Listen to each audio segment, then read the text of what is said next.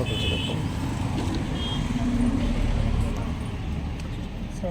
11.25 metre centre पाहिजे.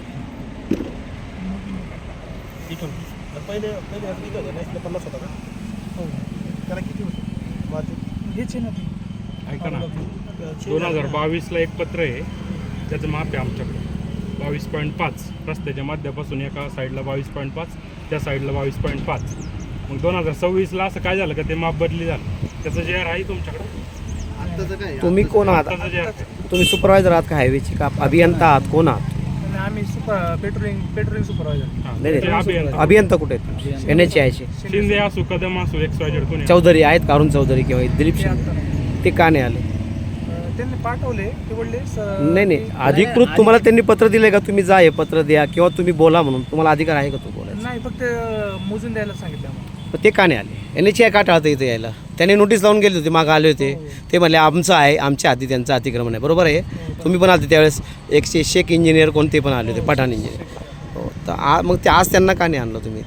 आज इथं महसूलचे लोक आलेत, सगळे लोक जबाबदार लोक आहे. यांचं म्हणणं ज्यांचं म्हणणं उपस्थित आहे मग तुमचे NHAIचे अधिकारी उपस्थित नाहीत काय? मला नाही एवढं सांगायचं. सरांचा फोन आला. कॉल आला होता त्यांचा. एक मिनिट हे बघा लेटरच्या याच्यानुसार आपल्या मोजून द्या. नोटीस तुम्ही लावली नाही यांना, पण अगोदर नोटीस त्यांच्याकडे कॉपी ती. हे कोण तुमचे अभियंताच आहेत का? ते दिसतात इथे कोण आहे ते? स्वतंत्र अभियंता ते कोण आहे? ती गाडी कोण एक जबाबदार अधिकारी काय येऊ शकले नाही ते?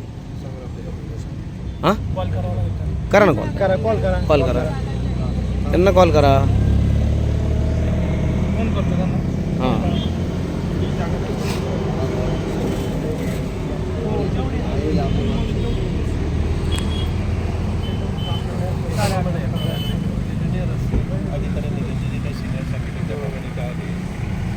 लेटरप्रमाणे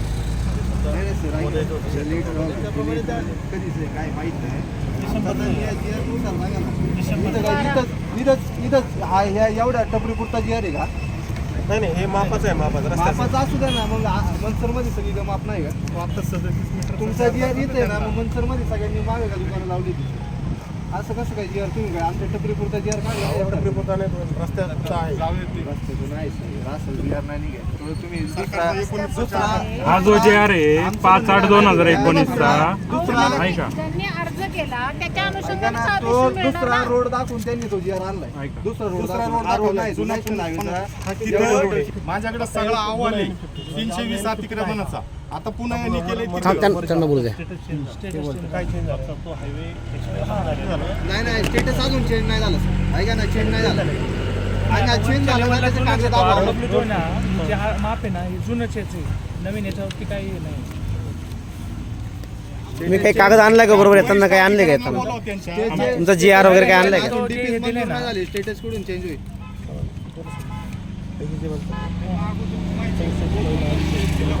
हा चॅनल नंबर आहे इथं. 54 आहे ना. किती नंबर आहे हा मार्ग नंबर किती?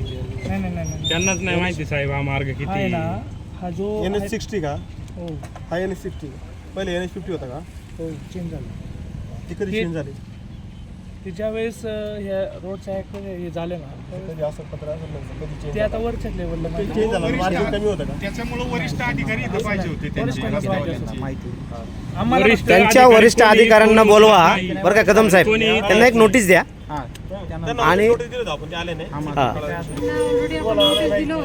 परत एक दिवस ठरवा तुम्ही. पण आले नाही. 60 आला. याचं कन्वर्ट झालं ना आता 60 मध्ये. त्याचं मार्जिन सेंटर मार्जिन आता आम्हाला जे सांगितलंय ना सरांनी बरोबर. हा ते कळालं का तुम्हाला आता